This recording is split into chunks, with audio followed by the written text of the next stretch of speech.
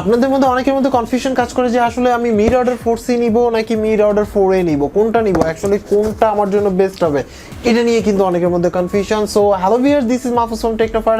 আজকে আমি আপনাদেরকে আসলে টোটালি কম্পেয়ার করে জানাবো যে আসলে কোনটা আপনার জন্য বেস্ট, কোনটার মধ্যে কি কি আছে, টোটালটাই আসলে কম্পেয়ার করে জানাবো যে মিড অর্ডার 4C কেমন এবং মিড অর্ডার 4A কেমন, কোনটা আপনার জন্য বেস্ট। সো ভিডিওটি শুরু করার আগে আপনি যদি আমার এই চ্যানেলে নতুন দর্শক হয়ে থাকেন তাহলে অবশ্যই সাবস্ক্রাইব করবেন, আর অলরেডি যদি সাবস্ক্রাইব করে থাকেন তাহলে thank you so much. So চলুন ভিডিওটি শুরু করি। ফার্স্ট অফ অল হচ্ছিল মিড অর্ডার 4C আর মিড অর্ডার 4 এর মধ্যে দেখার ক্ষেত্রে কোনোটাই পার্থক্য নাই, বক্সিং এর ক্ষেত্রেও কোনো পার্থক্য নাই। মিড অর্ডার 4C তে আপনার হচ্ছে এটার মধ্যে হোল আছে, এই হোলের মধ্যে আপনি জাস্ট পিন দিয়ে চাপ দিয়ে ধরে রাখলে আপনার হচ্ছে এটা রিসেট হবে। আর মিড অর্ডার 4A তে আপনার হচ্ছে এটার মধ্যে ডেডিকেটেড সুইচ আছে বা বাটন আছে, যেটা প্রেস করে ধরে রাখলে কিছুক্ষণ পরে আপনার যে রাউটারটা আছে সেটা কিন্তু রিস্টোর নিবে। সো গেল এটা একটা ব্যাপার। দেন হচ্ছিল আসলে মিড অর্ডার 4C আর হচ্ছিল 4 এর মধ্যে মেইন ডিফারেন্সটা কি। মেইন ডিফারেন্স হচ্ছে ফিজিক্যালি দেখে কোনো কিছু বোঝা যাবে না। মেইন ডিফারেন্স হচ্ছে আপনার 4C হচ্ছে শুধুমাত্র 2.4 গিগাহার্টজে চলে, যেটা হচ্ছে সিঙ্গেল ব্যান্ড রাউটার, এবং এর সর্বোচ্চ ক্ষমতা হচ্ছে আপনার 300 Mbps পর্যন্ত, মানে সর্বোচ্চ আপনি ডাটা ট্রান্সফার করতে পারবেন 300 Mbps পর্যন্ত। দেন হচ্ছে আপনার মিড অর্ডার 4টা কি। মিড অর্ডার 4 এর মধ্যে সবচেয়ে বড় সুবিধা হচ্ছে সেটা হচ্ছে ডুয়েল চ্যানেলে চলে। ডুয়েল চ্যানেল বলতে হচ্ছে এটা 2.4 গিগাহার্টজও চলে, 5 গিগাহার্টজও চলে, তার মানে আপনি কিন্তু দুইটা চ্যানেল পাচ্ছেন। তো এখন আপনি বলতে পারেন যে ভাই চ্যানেল তো বুঝি না, আমি তো আসলে ওয়াইফাই চালাতে পারলেই চলে। তো অ্যাকচুয়ালি আমি আপনাদেরকে একটু বুঝিয়ে দিই যে চ্যানেলটা কি। ইউজুয়ালি হচ্ছে আমরা যেসব রাউটার নর্মালি কিনি সেগুলো হচ্ছে 2.4 গিগাহার্টজ ব্যান্ডে চলে। ফর এক্সাম্পল মনে করেন যে আপনি একটা রাস্তার কথা বললাম, মনে করেন যে আপনার কথার কথা আপনার অফিসের সামনে একটা রাস্তা আছে, সেই রাস্তার মধ্যে আপনি মনে করেন যে 100 গাড়ি চলতেছে। যদি 100 গাড়ি চলে তাহলে সেই ক্ষেত্রে কিন্তু আপনার জ্যাম হইতে পারে, সিগন্যাল লস হইতে পারে, বিভিন্ন ধরনের কিন্তু প্রবলেম হইতে পারে, ক্ল্যাশ হইতে পারে। বাট আপনি মনে করেন যে আপনার অফিসের পাশে আরেকটা রাস্তা আছে, যে রাস্তার মধ্যে আপনার হচ্ছিল গাড়ি চলে মনে করেন একটা বা দুইটা, তাহলে সেই ক্ষেত্রে কিন্তু কোনো প্রবলেম, মানে যে ধরনের প্রবলেম আপনি হচ্ছে এই রাস্তায় পাবেন সেই ধরনের প্রবলেম কিন্তু ওই রাস্তায় পাবেন না। তো তার মানে হচ্ছে আপনার আশেপাশে যারা রাউটার ইউজ করছে ম্যাক্সিমাম হচ্ছিল 2.4 গিগাহার্টজের রাউটার। আর আপনি যদি 5 গিগাহার্টজ ব্যান্ডটা ইউজ করেন সেই ক্ষেত্রে কি হচ্ছে আপনার কিন্তু ওই রাস্তার মধ্যে আপনিই রাজা। দেখা গেছে দুই একজন ধরেন ইউজ করলো তাহলে কোনো প্রবলেম নাই, কিন্তু আপনি দেখেন ম্যাক্সিমাম পার্সনরা কিন্তু 2.4 গিগাহার্টজ আপনি ইউজ করতেছে। তো এতে আপনার লেটেন্সি পাবেন না, দ্বিতীয়ত হচ্ছে আপনি ফুললি ক্লিয়ার এবং হচ্ছে স্টেবল একটা নেট কিন্তু আপনি পারফর্ম পাবেন। সো এটা গেল একটা ব্যাপার। আর 2.4 এর ক্ষেত্রে একটু লেটেন্সি হতে পারে বা আপনার হচ্ছিল টুকটাক ল্যাগ করতে পারে, কিন্তু আপনি 5 গিগাহার্টজের ক্ষেত্রে আসলে ল্যাগটা কম হয়। এবার হচ্ছে সুবিধা তো বলে ফেললাম, কিন্তু 5 গিগাহার্টজ আর 2.4 গিগাহার্টজের মধ্যে আরেকটা কিন্তু পার্থক্য আছে, যেটা আপনার হচ্ছে 5.5 গিগাহার্টজে যদি আপনি আপনার রাউটারটাকে চালান, যদিও 4 এর মধ্যে আপনার দুইটা ব্যান্ডই চলবে, মানে 2.4ও চালাতে পারবেন একসাথে, 4 ও 2.4 একসাথে আপনার হচ্ছিল 5 গিগাহার্টজও চালাতে পারবেন। কিন্তু আপনি চাইলে আবার 2.4 অফ রাখতে পারেন, 5 গিগাহার্টজ অফ রাখতে পারেন, এটা আপনার ব্যাপার।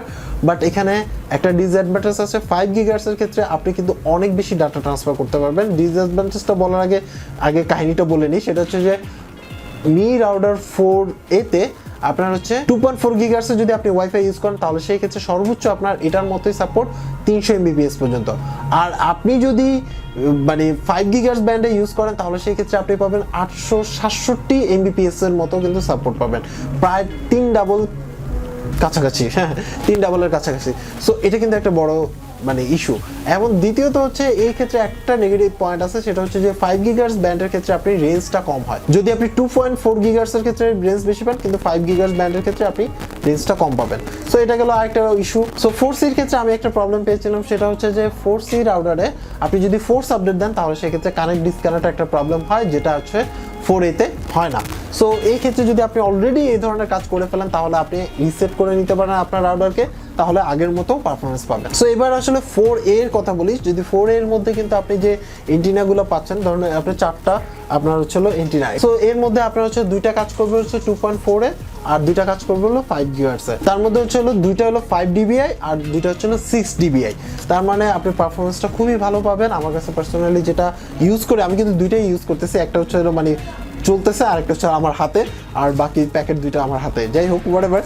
এখন কথা হচ্ছে যে আপনি বলতে পারেন যে ভাই তাহলে আমার আসলে কোনটা নেওয়া উচিত হবে, কোনটা নেওয়া উচিত হবে না।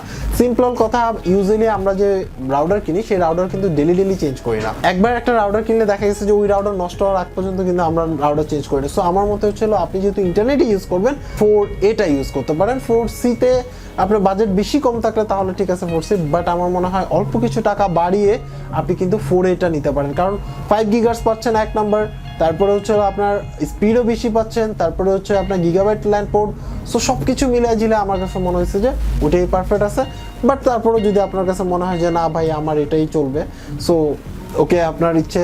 বাট আমি আপনাদেরকে প্রবলেমটাও বললাম, যেটা সলিউশনটা বললাম। এবার আসে হচ্ছে মনে করেন যে আপনি অলরেডি একটা রাউটার ইউজ করছেন বাট আপনি ঠিকমতো কাভারেজ পাচ্ছেন না। সেটার ক্ষেত্রে একটা জিনিস হচ্ছে আপনার রাউটার ইউজের উপর ডিপেন্ড করে আসলে কতটুকু রেঞ্জ পাবেন। এখন 4C-র রেঞ্জ জিজ্ঞেস করবেন আমি জানি, আর হচ্ছে 4A-র রেঞ্জ জিজ্ঞেস করবেন, সেটা হচ্ছে টোটালি আপনার উপর ডিপেন্ড করে আপনি কিভাবে রাউটারটা ইউজ করছেন। ইউজুয়ালি আপনি যদি ঘরের মনে করেন যে আপনার 3 রুমের একটা বাসা, তারপরে হচ্ছে 3 রুমের ফ্ল্যাট, তো আপনি মাঝখানে যদি ইউজ করেন তাহলে আপনি কিন্তু অনায়াসে 2 রুম পুরোটা মানে 3 রুম ফুললি কভার করতে পারছেন।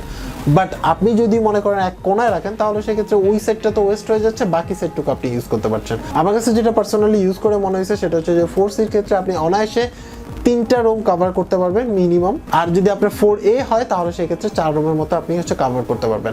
আর এছাড়াও আপনি চাইলে আপনার দেখা গেছে যে আপনার মনে করেন রাউটার আছে, এক্সিস্টিং রাউটারের সাথে আপনি রিপিটার হিসেবে রাউটার ইউজ করতে পারেন, বা আপনি চাইলে ভালো একটা রিপিটারও কিনে নিতে পারেন। এক্ষেত্রে ভিডিও ডিসক্রিপশনে 4A 4C তারপর হচ্ছে আপনার রিপিটারের লিঙ্ক আছে, ভিডিও লিঙ্ক, সেই ভিডিও লিঙ্ক দেখে আপনি আসলে এটা আনবক্সিং এবং টোটাল রিভিউ দেখে নিতে পারেন। সেখান থেকে পারচেস করলে আপনি আসলে ডিসকাউন্টও পাবেন। যাই হোক, নিচে ডিসক্রিপশনে সেগুলো পেয়ে যাবেন, এখানের মধ্যে 200 300 100 এরকম কিন্তু ছাড় থাকেই। সো আজকে এই পর্যন্ত। অ্যাকচুয়ালি আপনার কাছে আসলে আপনি সবকিছুর পরে আপনার কাছে কি মনে হয় যে আপনি আসলে কি 4C-টা পছন্দ করতেছেন নাকি 4A-টা মানে মি রাউটার 4A-টা পছন্দ করতেছেন, সেটা অবশ্যই কমেন্টস করে জানাবেন। তো আজকে এই পর্যন্তই। যারা এখন পর্যন্ত আমার এই চ্যানেল সাবস্ক্রাইব করেন, চ্যানেল সাবস্ক্রাইব করে নিতে পারেন। এই জন্য যদি কোনো কোশ্চেন থাকে তাহলে অবশ্যই কমেন্টস করবেন। সবাই ভালো থাকবেন। আল্লাহ।